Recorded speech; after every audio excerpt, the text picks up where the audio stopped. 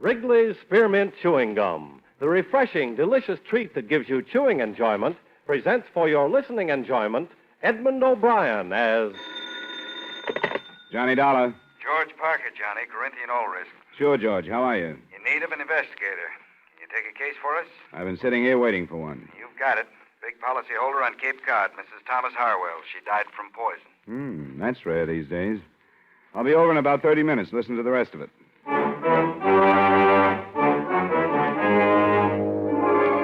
The makers of Wrigley's Spearmint Chewing Gum bring you Edmund O'Brien in a transcribed adventure of the man with the action-packed expense account, America's fabulous freelance insurance investigator. Yours truly, Johnny Dollar.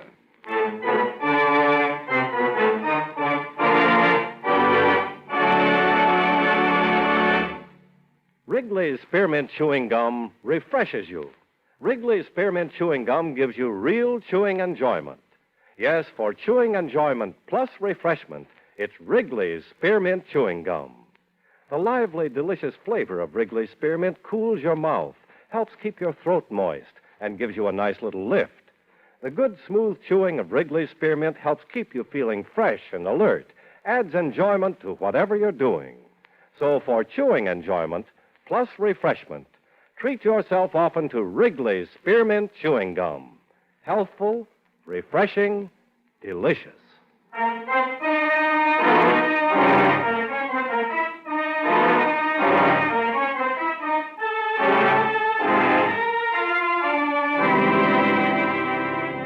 Expense account submitted by Special Investigator Johnny Dollar to Home Office, Corinthian All Risk Insurance Company, Hartford, Connecticut. The following is an accounting of expenditures during my investigation of the Amelia Harwell matter. Expense account item 1, $250, cab fare from my apartment to the Corinthian building and the office of George Parker. Well, first, do you know the Harwell name? Are they the textile people? That's right. Strange sort of family. Fortune was built by the deceased father. She was his only child. He naturally had wanted a son to carry on the name and the business. So he trained her, Amelia. She took the man's place all her life. How old was she? Something over 70. And did she still head up the business at that age? She took a very active part. What about the poison? I haven't gotten any of the details on that. That'll be up to you. Anything on the surviving family? Yes. I have it here. A husband, Thomas, a daughter, Maxine, and a son, Dexter. Here, you keep it. Got the ages and all. Thanks. From what I can gather, she was an extremely domineering woman. Ran her household like a factory. There must have been very little warmth toward her. Then, when you consider the fortune she's leaving and the insurance... How much did she carry? Too much. $150,000 for the family and over $200,000 with the corporation as beneficiary. That kind of money, you should have hired me earlier as a bodyguard. Expense account item 2, $40, car rental, and $22 fuel and incidentals between Hartford and the Harwell estate on the eastern shore of the Cape near South Wellfleet.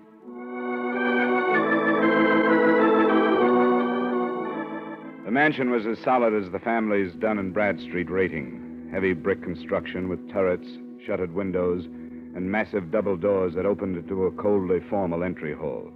The widower, Thomas, as might have been expected, was the rabbit type.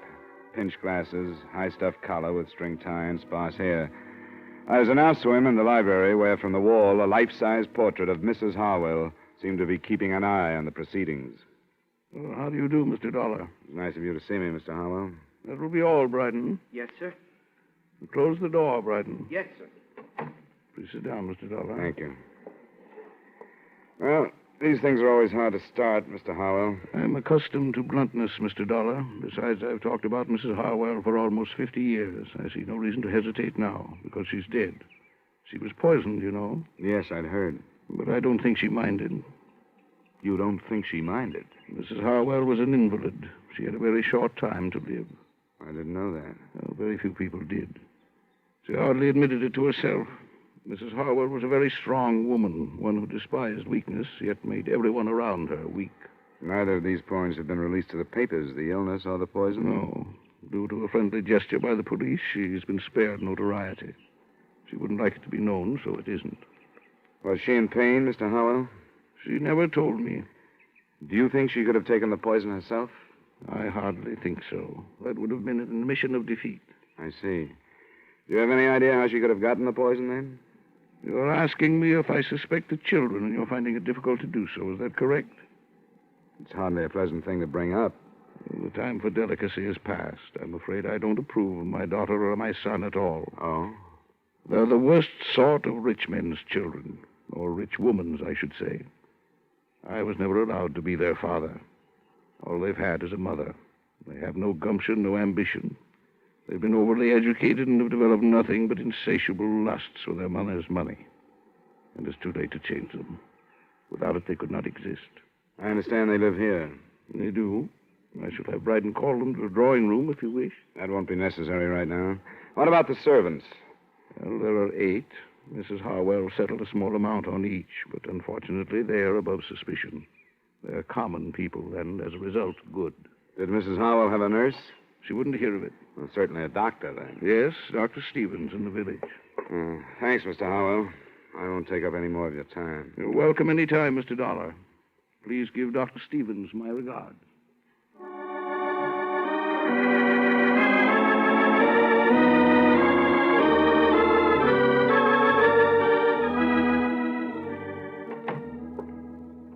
Well, Mr. Dollar, the Harwell case passes from my hands into yours. I wish you more success than I've had. Thanks, Doctor. Amelia was not only a hopeless cancer victim, but she was a stubborn old fool. I could have saved her life with surgery 3 years ago, but I made the mistake of advising her, and advice was something she could not accept. You've been friendly with them that long? I've tended them longer than that, but friendly is hardly the word. I brought each of their children into the world, but have yet to use the given names of any of them, in their presence, that is. Well, I'm glad to talk to somebody like you. I found talking to the old man a little rough. I'm used to survivors being sad about death or suspicious or something. I'm afraid that with Thomas, instead of a feeling of grief, it's something akin to passing from slavery into freedom. And the children, are they as worthless as he makes them out? I'd say so. Maxine, the oldest, is a bitter, frustrated old maid at 33. And Dexter, 32, is an alcoholic and has just entered into an unsuccessful marriage. Do you think either of them could have killed their mother? I'm in no position to accuse any of them, but there is the inheritance and your insurance. It's a fine household. How long would she have lived? It's hard to say. 2 months, possibly 3. Does the family know that? I've been honest with them. Then why kill for profit? I don't know. Could it have been a mercy killing? I've wondered. It doesn't sound like them to take a risk like that, but it's a possibility. What kind of poison was it? I don't know. I've been asked to attend the inquest this afternoon. If you'd like to call me at home this evening, I'd be glad to tell you what I've learned. Thanks, Doctor, I will. So far, except for lining the family up and accusing them one by one, I can't seem to map out a move. What about this marriage you mentioned? Dexter's? I don't know much about it. The girl's name is Gretchen Nielsen. She owns a small photographic studio just down the street. Small business, huh? It's below Harwell standards, isn't it? That is probably the cause of the trouble. I don't doubt that Amelia wouldn't let her in the house.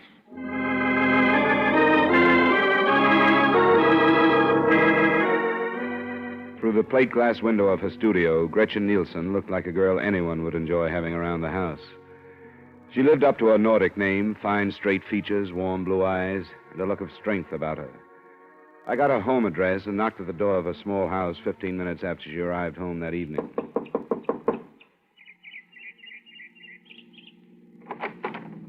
Miss Nielsen? Yes? I guess I should have said Mrs. Harwell. My name is Dollar.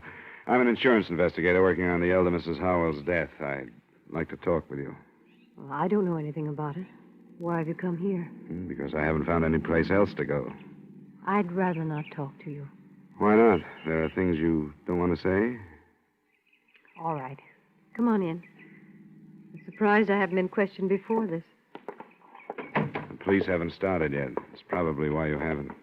I suppose that means I can expect to be dragged into it by them. I'd imagine so, yes. We can sit over here. You know she was poisoned, don't you?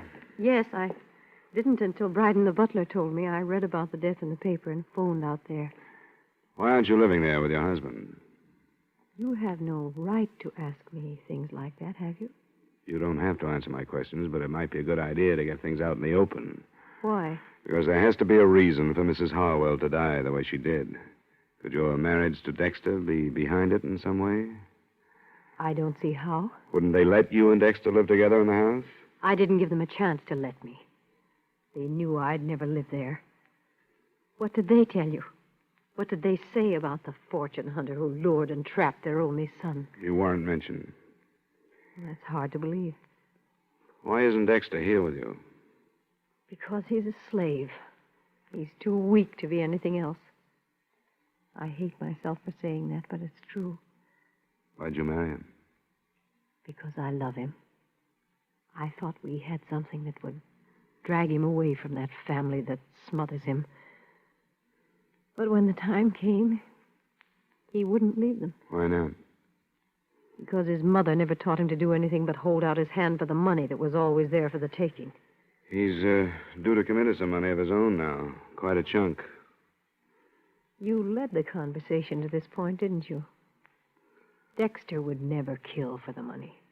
There has to be a reason why she died. I think her husband did it, Why? to stop her suffering. I caught her off guard a few times. I know she was in pain. And I know she was frightened. Probably for the first time in her life. I think he knew that, too, and wanted to help. That could be. First, you sounded like you hated her. Now you don't.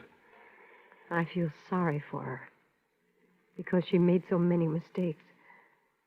And now she's dead, and there's nobody to correct them.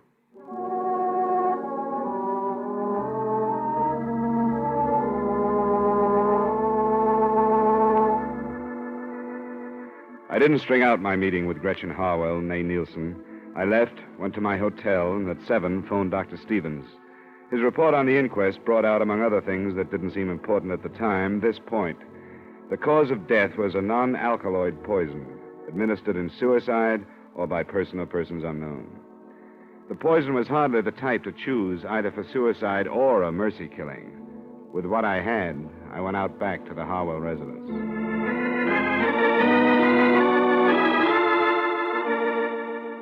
I'm sorry, sir. Mr. Harwell has retired. Is the rest of the family out? Yes, sir.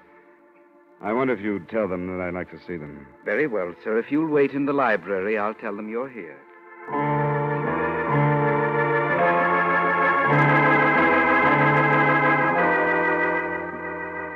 And this is my sister, Maxine. How do you do? How do you do? Now, what do you want? I understand both of you were here the night your mother died. Yes. Yes, that's right. I've just gotten the verdict of the inquest. The poison that killed her was not a pleasant one. Did any of you hear any sound shortly before your mother was discovered dead? I didn't, and I found her. I went in to bid her good night. I didn't hear anything. I was in my room. Where's that? Just down the hall from Mother's. What's the meaning of this anyway? The point is that your mother would have cried out. The poison would have been... What's that? It's Father. He's in his room. Something's wrong. I'm going up to see. I went with him. We found Mr. Harwell in bed, clawing at his throat and staring at the ceiling. When I bent over him, he moved a hand towards a glass of water on the bedside table. I picked it up and smelled it. I'm no chemist, but I didn't need to be to know that he'd been poisoned.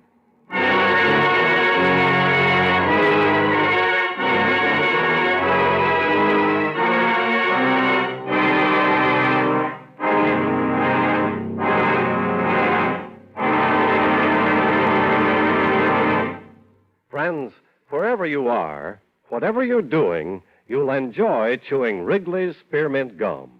Chew Wrigley's Spearmint while you're working. The lively, full-bodied flavor of Wrigley's Spearmint gives you a refreshing little lift. The smooth, pleasant chewing of Wrigley's Spearmint Gum helps keep you feeling relaxed and satisfied, makes your job seem easier. Chew Wrigley's Spearmint Gum in your home, when you're out walking or driving, when you're enjoying outdoor sports and other activities.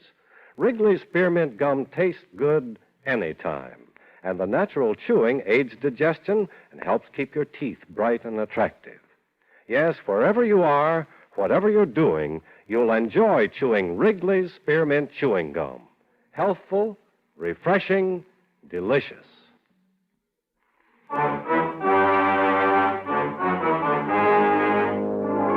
And now, with our star, Edmund O'Brien, we bring you the second act of yours truly, Johnny Dollar.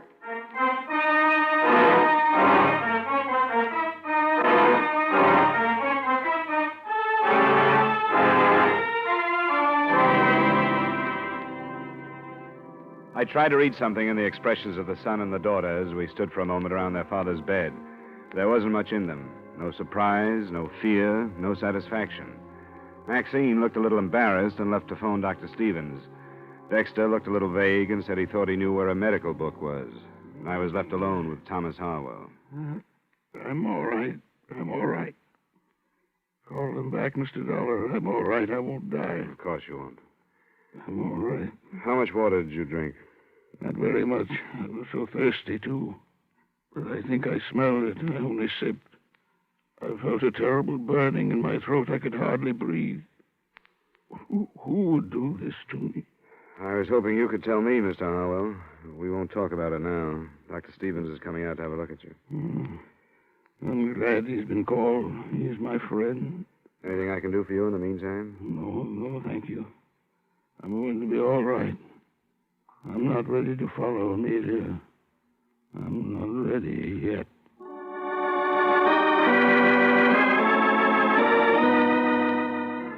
I took the glass of poisoned water with me when I left the room. I put it on a table in the hallway outside his door and stayed with it until Dr. Stevens arrived. He spent about 15 minutes with Mr. Harwell, and then he joined me. He's all right. Where's the family? I sent him downstairs. Good. You said you had the glass? Yeah, here it is. Smell it. There must be enough poison in this to kill 100 people. He's a very fortunate man. Can you tell if it's the same stuff that killed his wife? I'd say yes. Canadine or some such. What did he say to you? Very little. I'm only his doctor, you know. But he did tell me that it was unnecessary for this to be reported to the police. Oh? I told him it would be absolutely unethical if I didn't. It sounds to me as though he's trying to protect the children. I guess they're used to that. By the way, did you notice the marks on his throat? No. It looks as if somebody has tried to strangle him. Strange. I didn't notice. Would it be all right if I talked to him now? Oh, I think so. I gave him a very mild sedative, but it won't go to work for a while. Do you want me to wait? Not unless you think you should. He doesn't need me any longer, and if you'll stay here in case of another attempt... I will. I'll call you if anything develops. Fine. Good night, Mr. Dollar. Good night, Doctor. Yes? How are you feeling, Mr. Harwell? Oh, quite well, thank you. Quite well. I'm glad you came back, Mr. Dollar. I want to talk to you. I'm glad to hear that. I spoke to Dr. Stevens. About not reporting this to the police? Yes. Why must he be so uncooperative? Why don't you want the police to know? Because no matter how serious the purpose was, the results were harmless. I want the subject dropped. Are you afraid of what police investigation might bring out?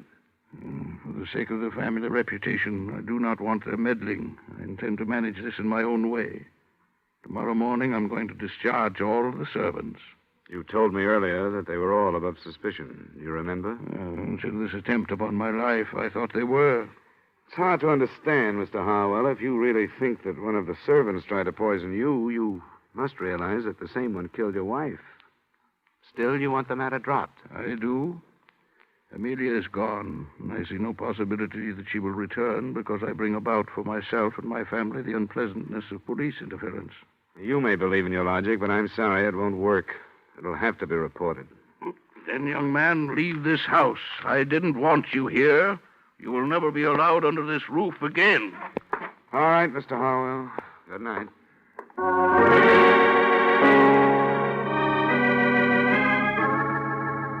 I picked up my glass of evidence again and started downstairs. When I got to the entry hall, I heard voices and looked into the library to see the children, Maxine and Dexter. Their conversation had ended by the time I walked in. How is he? He's all right. Back to normal. What are you doing with that glass? I'm taking it to the police. They'll want to know if it's the same poison that killed your mother, and there's a chance of finding fingerprints on it. Here we go again. Your father didn't want me to take it to the police.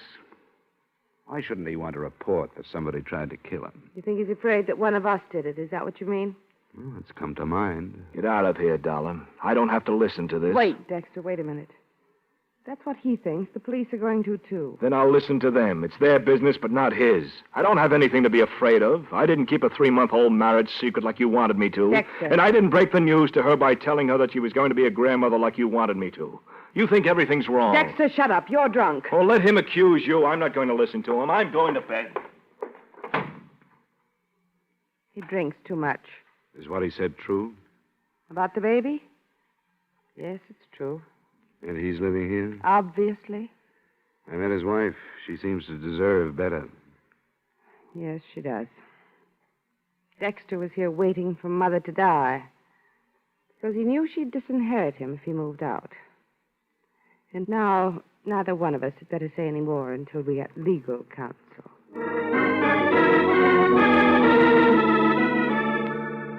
I took the poison to the police and made a statement. Then I went back to my hotel. 2 or 3 phone calls to Gretchen Harwell got no answer, so the next morning I found her at a studio before the day's work began. What are you doing here? I tried to reach you last night and couldn't. What do you want? Somebody tried to poison Mr. Harwell. Oh, he's all right. Yes, I phoned you a number of times last night, but there was no answer. I was out. I stayed with a girlfriend. And you left a few things unsaid the last time we talked. Didn't you? You found out about the baby. Yeah. And you've come to congratulate me. How nice. I've been simply swamped with congratulations. Please, this has to be straightened out, and everything that's held back makes it harder. What does the baby have to do with it? Well, it makes a motive stronger than ever for Dexter. He wouldn't kill his mother. I was told he'd be disinherited if he left the family manse because of the marriage you kept secret. Where did you hear that? Came out last night. He didn't kill his mother. How about trying to kill his father? No. He was trying to help us. The father? Doesn't sound quite right. I know it doesn't, but it's true. Dexter didn't even realize it, but I did, and I tried to explain it to him. Mr. Harwell had never done anything in his life, but he tried to help us. Why? Because when he married her, he must have had a personality. His mother didn't approve of Dexter and me, but I think his father did. You didn't keep it a secret from him? For a little while, until I insisted that we tell him. And he kept it from Amelia. Do you know why? Because she was the dictator. When she was sick, she was worse. She'd think Dexter had waited until she was helpless before marrying the girl he wanted to. But she found out and was poisoned before she could do anything like dropping Dexter from her will. I don't care. I don't care. I'll even say that Dexter did have reason to kill his mother. But he never would. And not his father. You aren't trying to protect him, are you? Of course I'm not. I don't care how much I love him. I wouldn't want him if he were a murderer.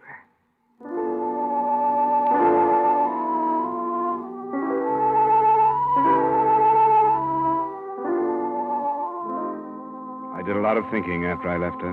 It would have been easy to be swayed by her, and I took that into consideration. In my hotel room, I tried to line up all the points that had come out. Only 2 of them added. By phone, I tried them on Dr. Stevens. He was more agreeable than I'd expected him to be. It was just before noon the next day when once more I walked through the Harwells' front door. In here, sir. They're waiting for lunch. Mr. Dollar. Well, that will be all, Bryden. Yes, sir. Mr. Dollar, I thought I told you not to enter this house again. You did, Mr. Harwell, but I thought the fact that I might save one of your children from a murder trial might make a difference. Which one, if I may ask? Dexter? I don't understand. I think we've had enough of this, Mr. Dollar. My family has been quite upset since you've arrived. I think we've had enough, too, Mr. Harwell. I wonder if I could talk to you in private. Who are you to ask that? No, Dexter, I think I agree with him. Please leave. But, Father, I You feel... too, Maxine. All right, Dad. Come on, Dexter. Sure. See if Dollar can tell him anything worse about me than he knows. Well, Mr. Dollar? You wouldn't like to see Dexter charged with the murder of your wife, would you? Of course I wouldn't. The police are ready to do it, and they've got a good case. You didn't think of that, did you? I beg your pardon? You didn't realize that you might set up a situation that would jeopardize your son. I don't think I understand. I think you do. You killed your wife, didn't you? I? You filled a glass of water last night to throw off suspicion and to get rid of the evidence at the same time. Mr. Dollar. If you didn't, Dexter is going to be brought to trial. I can promise you that. I saw the charges being drawn.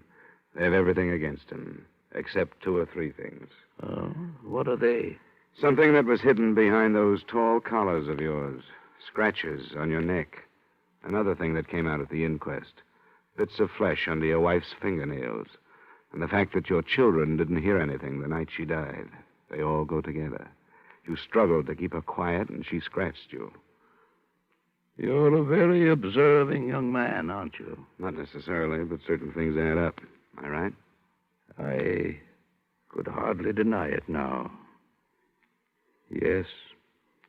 It made such a little difference to Amelia, though I don't imagine the officials take that into consideration. They seldom do. But it made such a great difference in Gretchen's child. I've made many mistakes with my own children through deference to my wife. I'd hoped that I could help my grandchildren through strength. Strength enough to do what I have done. You were helping Dexter, too? No, helping the child through Dexter. I had hoped that Amelia, when she knew that a life was being given while hers was being taken, would be glad and approve, but she didn't. She asked for a lawyer so that she could change her will. Then I knew what I had to do. I'm sorry, Mr. Harwell. There are many things to regret, Mr. Dollar, many things. But hastening my wife's death is not among them. Her life was decayed. The life she did not want that I did want is so fresh and new that it doesn't even know what hope or helplessness can be. Forgive me, Amelia. Amelia, forgive me.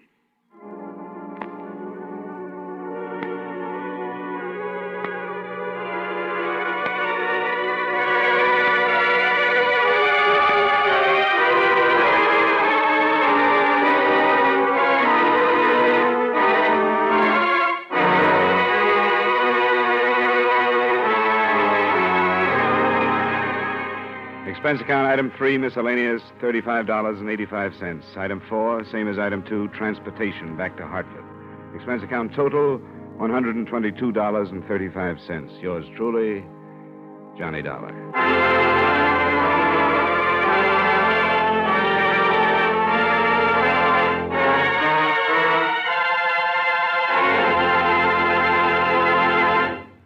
Remember, friends, Wrigley's Spearmint Chewing Gum refreshes you. Wrigley's Spearmint Chewing Gum gives you real chewing enjoyment. The lively, full-bodied flavor of Wrigley's Spearmint cools your mouth, freshens your taste, sweetens your breath. The smooth, pleasant chewing of Wrigley's Spearmint helps keep you feeling relaxed and satisfied, makes whatever you're doing more enjoyable. Yes, for refreshment plus chewing enjoyment, treat yourself often to Wrigley's Spearmint Chewing Gum. Millions enjoy it daily. Get a few packages and always keep some handy. That's Wrigley's Spearmint Chewing Gum. Healthful, refreshing, delicious.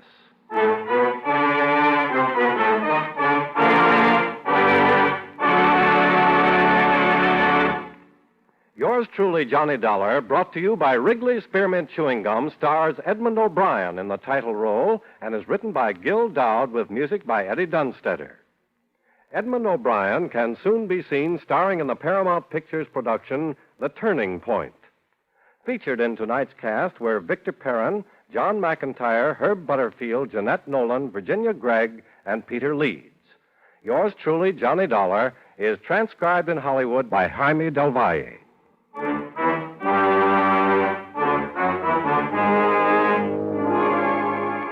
The makers of Wrigley's Spearmint Chewing Gum hope you enjoyed tonight's story of Johnny Dollar and that you're enjoying delicious Wrigley Mint Gum every day. We invite you to join us next week at this same time when, from Hollywood, Edmund O'Brien returns as Yours truly, Johnny Dollar.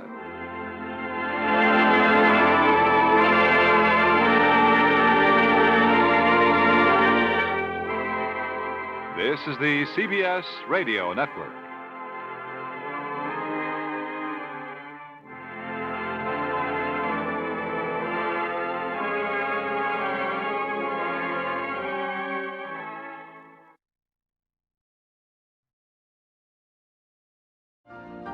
You've been listening to the OTR Gold Network. Find more classic radio at otrgold.com. CBSRadio.com.